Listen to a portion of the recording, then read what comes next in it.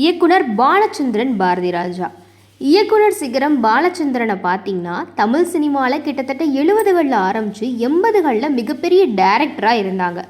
அந்த டைமில் இருந்த புதுமுக டைரக்டராக முயற்சி செஞ்சுட்டு இருந்த பலருமே பாலச்சந்திரன் மாதிரி வரணும்னு சொல்லுவாங்க, இல்லைன்னா பாரதிராஜா மாதிரி வரணும்னு சொல்லுவாங்க. இந்த இயக்குனர் சிகரம், இயக்குனர் இமயம் 2 பேருமே தமிழ் சினிமாவில் கொடிகட்டி பறந்த டைரக்டர்ஸ். இந்த பிரபல டைரக்டர்ஸ் இருக்க இசைஞானியான இளையராஜா அன்னைக்கிளி அப்படின்ற படத்து மூலமாக தான் இசையமைப்பாளராக அறிமுகமானார். இருந்தாலும் ரொம்ப லேட்டாக தான் பாலச்சந்திரன் படத்துக்கெல்லாம் இசையமைக்க ஆரம்பிக்கார்.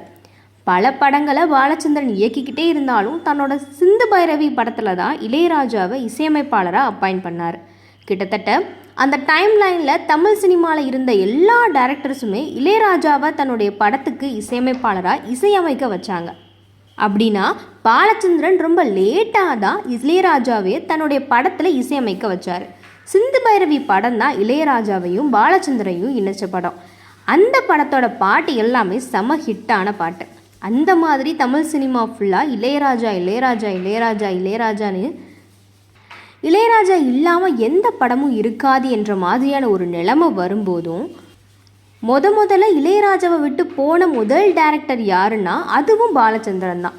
எந்த அளவுக்கு சிந்து பைரவி படத்தில் ரொம்ப லேட்டாக இளையராஜாவை தன்னுடைய இசையமைப்பாளராக பாலச்சந்திரன் நியமித்தாரோ, தன்னுடைய தயாரிப்பு நிறுவனமான கவிதாலயா நிறுவனத்தில் ஒரு படத்தை இயக்க ஆரம்பித்தார்.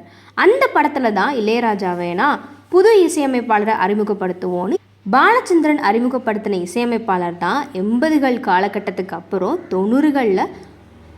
90களின் பிற்பகுதியில் தமிழ் சினிமா மட்டும் இல்லாமல் இந்திய சினிமாவையே கட்டி ஆண்டார். அது என்ன படம்னு கேட்குறீங்களா? அந்த படம் தான் ரோஜா. 1991 வந்த ரோஜா படத்தில் பாலச்சந்திரன் தயாரிப்பாளராக இருந்து அறிமுகப்படுத்தின இசையமைப்பாளர் தான் நம்ம ஏஆர் ரகுமான். இப்போ ஏஆர் ரகுமான் ஆஸ்கார் விருதெல்லாம் வாங்கிட்டு இந்தியாவையே இசையில் திரும்பி பார்க்க வச்சிருக்காரு. ராஜா அப்படின்ற மிக பெருசாக இருந்த சாம்ராஜ்யத்தை லேட்டாக இசையமைக்க வச்சதும் பாலச்சந்திரன் தான். புதிய இசையமைப்பாளரான ஏஆர் ரகுமானை கொண்டு வந்ததும் அதே பாலச்சந்திரன் தான்.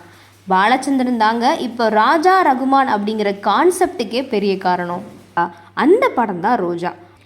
1991 வந்த ரோஜா படத்தில் பாலச்சந்திரன் தயாரிப்பாளராக இருந்து அறிமுகப்படுத்தின இசையமைப்பாளர் தான் நம்ம ஏஆர் ரகுமான்.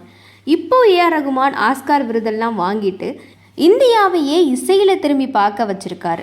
ராஜா அப்படின்ற மிக பெருசாக இருந்த சாம்ராஜ்யத்தை லேட்டாக இசையமைக்க வச்சதும் பாலச்சந்திரன் தான்.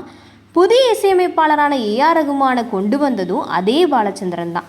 பாலச்சந்திரன் தாங்க இப்போ ராஜா ரகுமான் அப்படிங்கிற கான்செப்டுக்கே பெரிய காரணம்.